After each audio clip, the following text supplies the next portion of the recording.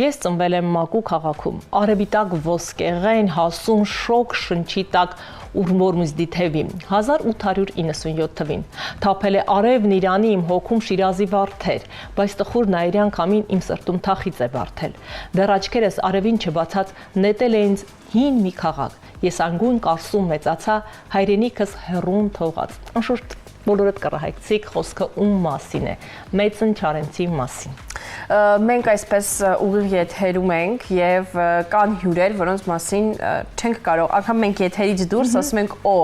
Պարոն Աբրահամյանն է եկել եւ այսպես գորովանքով ենք հիշում բոլոր հյուրերին, ովքեր ել ավելի հետաքրքիր են եւ ասելիք ունեն եւ մարտի 13-ին ժամը 13:30-ին Եղիշե Չարենցի տուն թանգարանում տեղի կունենա Չարենցի տուն թանգարանի նախաձեռնությամբ եւ ԿԳՄՍ նախարարության հովանավորությամբ հրատարակված հատված Նայեմե պոեմից երկու լեզվով հայերեն, պարսկերեն, գրքի շնորհանդեսը, այո, ինչի մասին էլ խոսելու ենք մեր հյուրի հետ, այն էլ այս ստեղծված ժամանակահատվածում ազգանվեր աշխատանք է։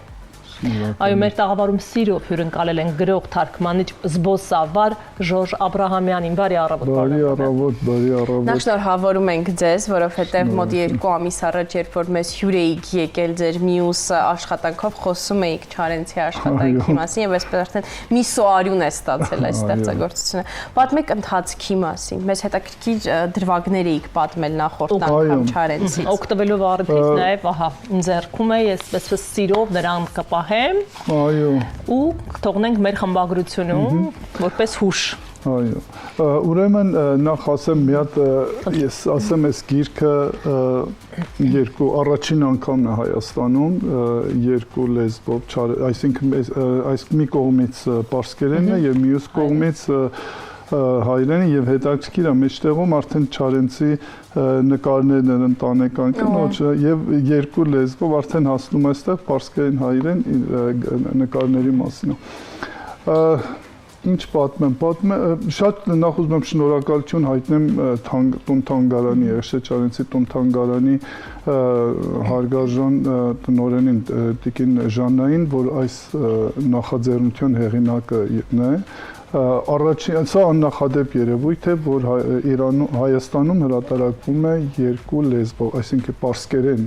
խոսքը պարսկերեն եմ ասում, պարսկերեն եւ հայերեն գիրք է հրատարակվում եւ առաջին անգամն է, որ ամբողջական պոեմ, այսինքն Եղիշե Չարենցի Չարենցնամեն ամբողջական հրատարակվում է։ Իրանում մի քանի բաներ հրատարակել են բանաստեղծություններ կամ Հայաստանում, բայց առաջին անգամն է, որ Չարենցը որպես գիրք է ներկայացվում, հույսով եմ, որ Իրանի ընթերցողները, պարսիկ ընթերցողները, պարսկալեզու ընթերցողները հույսով եմ խաղաղություն կլինի այս գիրքը, որտեղ պետք է Իրան էլ գնա եւ ասեմ, որ շատ ուրախ եմ ինձ համար եւ Չարենցի համար, որ վերջապես կարծում եմ իր երազանքը իրականացավ։ Գիտեք, Չարենցը այնքան էր սիրում Իրանը, որ անգամ ինչպես դուք կարծեցիք, որ չնայած որ Մակու չի ծնվել, բայց ասում եմ հայրենիքն է Խանի Մակուն, ես եկել եմ հեռու Իրանից, ընդհանրապես ինքը Իրանում չի եղել եւ Կարսում է ծնվել, բայց այնքան սեր էր տածում այդ երկրի նկատմամբ այդ երկրի, նույնիսկ այնտեղ խոսում է Շիրազի մասին եւ այնքան հետաքրքիր է, որ երբ կարդում ես, թվում է, որ ինքը եղել է Իրան, Շիրազ արմատներով է եղել, բայց միայն իր այդպիսով իր սերն է արտահայտվում այդ ճկնաղ երկրի վերաբերյալ։ Տա Աստված, որ ժամանակին իսկապես խաղաղություն լինի տարածաշրջանում ու մարդիկ կարողանան կրկին զբաղվել իրենց սիրած գործով ու նաև հանրայնացնեն Չարենցին իրենց երկրում։ Ես վստահ եմ առիթը դեռ կլինի, որ այս գիրքը այնտեղ եւս շնորհանդեսի մասնակցի, ինչու է ընտրվել հենց այս ստեղծագործությունը։ Ճիշտն ասած, պարզապես,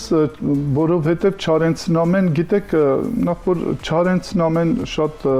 համահունչ է Շահնամեի հետ, այսինքն գիրքը շահին եւ այս դեպքում Չարենցի գիրքն է, եւ այնտեղ ինքը ասում է ես շահնշահն եմ Հայաստանի նայրի եւ գրում եմ իմ Չարենցնամեն մարդիկ լսեք ինձ թվում է շատ ճիշտ ընտրություն էր առաջին քայլը Չարենցին ներկայացնելու համար, որը բնականաբար, որովհետև հենց այստեղից իր այդ ամեն պատկերը, որ ինքը ասում է, այդ իր թափառումները, դեգերումները, Մակդից իր ընտանիքը գնացել է Կարսից հետո ինքը հետո Հայաստան ընդեղից Մոսկով եւ այդ ամբողջ դեգերումները այս Չարենցնամեում կարելի է տեսնել եւ ամբողջ իր կյանքի ցավոտ կողմերը ինչերի միջով անցել եւ ասեմ նաեւ որ քանի որ ըստ երևույթին մասնագետները բարձր գնահատեցին այս քայլը նախնական պայմանավորվածություն ենք ձեռք բերել, որ այս տարի Չարենցների 120-ամյակն է նշվում եւ հաջորդ տարի 130-ամյակին նախնական համաձայնություն ենք ձեռք բերել, որ Չարենցի 130 բանաստեղծություններից թարգմանվի պարսկերենի եւ ելի երկու լեզվով կամ գուցե եռալեզու անգլերեն, պարսկերեն եւ հայերեն։ Իրականում գուցե Չարենցի անձնական պատմությունը չի, բայց մեր հայ ժողովուրդը այսպես զուգահեռներով եթե տեսնում ենք, հենց կան իրանից կարճ տեղափոխվածներ, ինչու՞ չէ։ Ասեմ ավելին բարեկամ ժողովուրդների այսպես պատմություն է։ Այո, իհարկե, եւ ամեն անգամ այսինքն երբ սկսում եք գիրք առնում եք ձեռքս ու թարգմանում եք պարսկերենի չգիտեմ միշտ Չարենցի այտենց ժպիտներ միշտ ինձ ուղեկցում միշտ մտածում էի որ եթե ինքը ողջ լիներ կարծում եմ գոհ կլիներ այս քայլի համար չգիտեմ կարծում եմ եւ ուզում եմ նաեւ Զանգակ հրատարակչության շնորհակալություն գիրքը բավականին գեղեցիկ է ստացվել եւ կարծում եմ շատ հետաքրքիր կարող են այսօր ինչպես նշեցիք այսօր գրքի շնորհանդեսը եւ լինելու է ուրեմն Եղշե Չարենցի տուն թանգարանում ժամը 1:30-ին եւ ժամը 4-ին էլ Երևանի Կապույտ մզկիթում երկու շնորհանդես է լինելու, երկրորդը կազմակերպել է Իրանի դեսպանատունը։ Այո, եւ շատ կարեւոր է Երևանի Կապույտ մզկիթի շնորհանդեսը, որտեղ դուք գիտեք, որ Չարենցը բացի Չարենցը շատ մեծ ջանք գործադրեց, որպեսզի չգիտեմ անցած անգամ ասել են այո այս պատմությունից շատ տպավորված է գործարան կառուցվեր Երևանի սրտում այսինքն պիտի քանդվեր այդ կոթողը մշակութային եւ պատմական եւ Եղիշե Չարենցը մեծ ջանք գործադրեց նամակներ գրեց եւ փաստորեն ստիպեց որ այդ պատմական կոթողը որը այսօր համարվում է այսինքն դարձել է խորհրդանիշ հայ-իրանական բարեկամության չփլվի, չքանդվի, այո, եւ այսօր պահպանվում է, այո։ Դրա համար շատ կարեւոր էր հենց Չարենցը, որպեսզի իրանցիները ճանաչեն Չարենցին, թե ով էր Չարենցը եւ այսօրվա այդ Երևանի Կապույտ մզկիթի համար պիտի երախտապարտ լինեն Չարենցին եւ կարծում եմ շուտով մի հատ էլ արձանագրություն է քարի վրա լինելու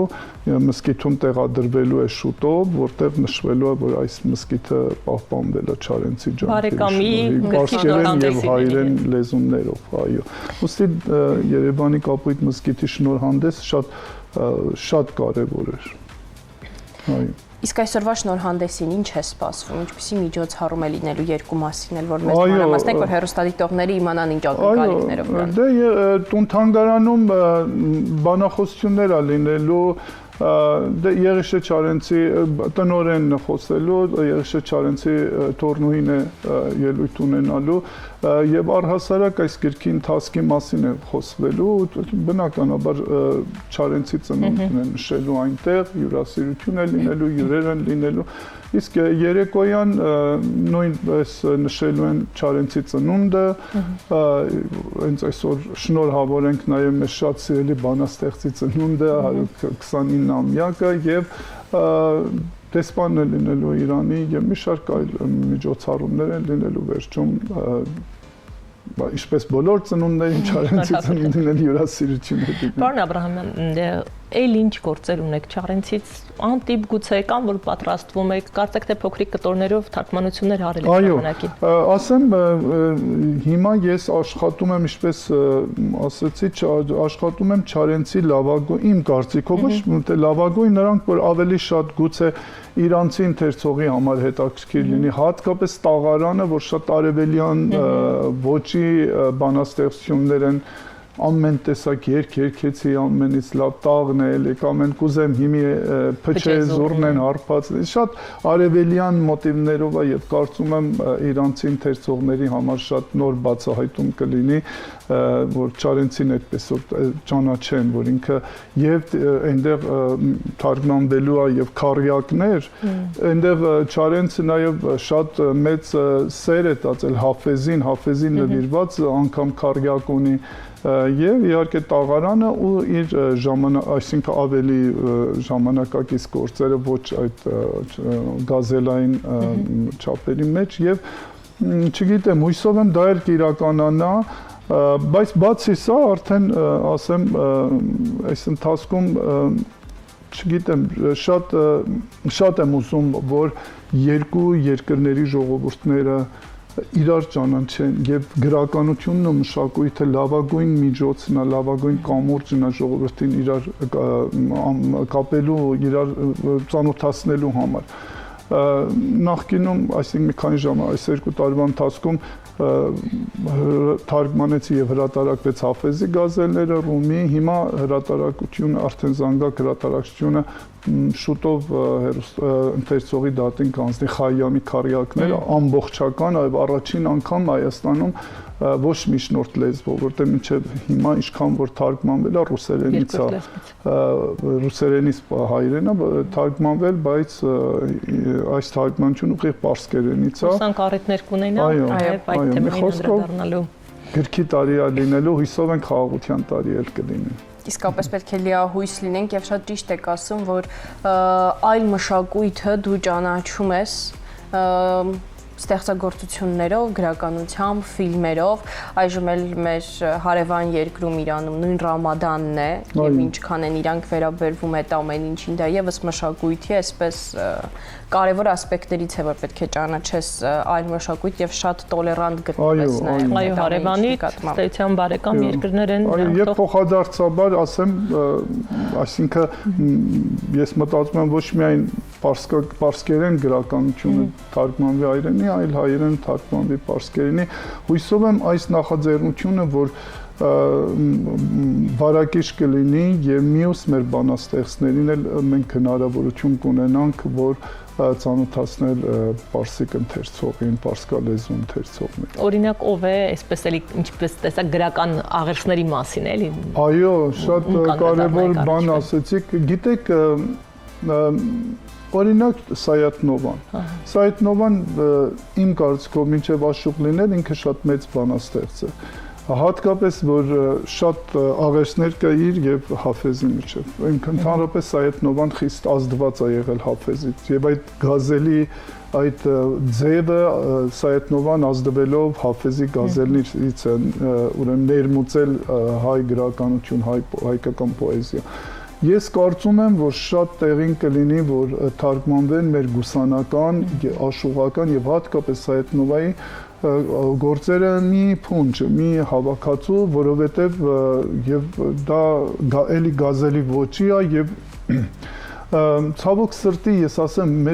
մենք շատ մեր գուսանական եւ աշխուղական դպրոց ավելի շատ որպես երգիչներ ենք իրենց դիտում, քան որպես բանաստեղծներ, որովհետեւ Սայաթնովան ունի այնպիսի բանաստեղծություններ, որ կարծում եմ հատկապես Իրանի ժողովրդի համար, որոնք ունեն իրենք էլ մեծ բնականաբար շատ մեծություններ, կարծում եմ իրենց համար շատ հետաքրքիր կլինի Սայաթնովա կարդալ, որտեղ խիստ Սայաթնովայի բանաստեղծությունների մեջ էլ տեսնում ենք այդ իմաստասիրությունը, այդ ամբողջ այդ արևելյան հոգին եւ ուստի կարծում եմ բացի Չարենցը, այո, կարծում եմ Չարենցից հետո կարծում եմ լավ կլինի, որ ձեռնարկենք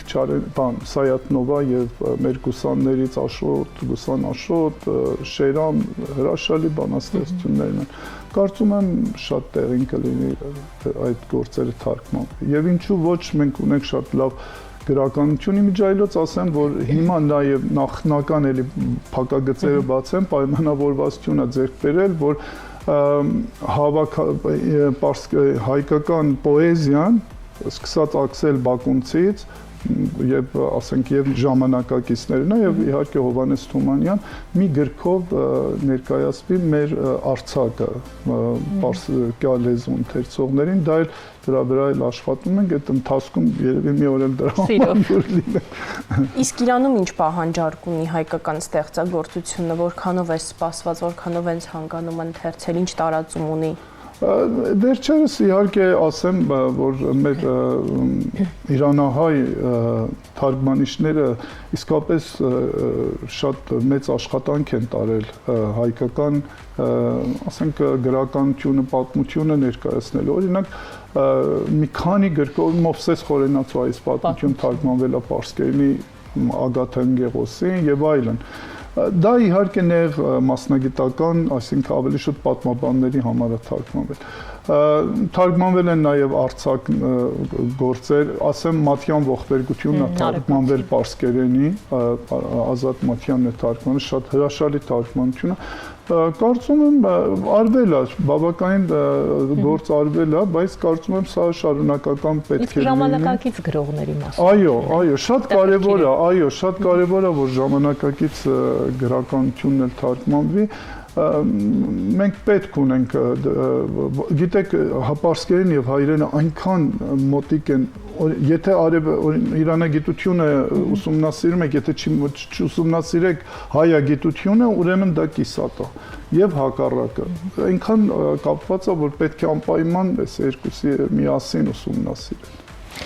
Ձեզ շնորհակալություն այսօր այսպես հանգամանալից ու հետաքրքիր զրույցի համար։ Իսկապես մեր ամենասպասված հյուրերից եք, որ այսպես երկուստեք հետաքրքիր է եւ շատ ես իսկապես անհամբեր սպասեմ, որ Խայամի գիրքը հայտնվի նաեւ մեր սեղանին։ Հարգելի ադմինիստրացիա, խնդրում եմ պարոն Աբրահամյանը մեր եթերին գա։ Մենք հիշեցնենք, որ մարտի 13-ին ժամը 13:39 այսօր դուք առիթ ունեք գնալու այս շքեղ շնորհանդեսին։ Ձեզ հաջողություն ենք մաղթում եւ իսկապես թող լինի խաղաղություն, որ ձեր հետագա շնորհանդեսը նաև Իրանում լինի։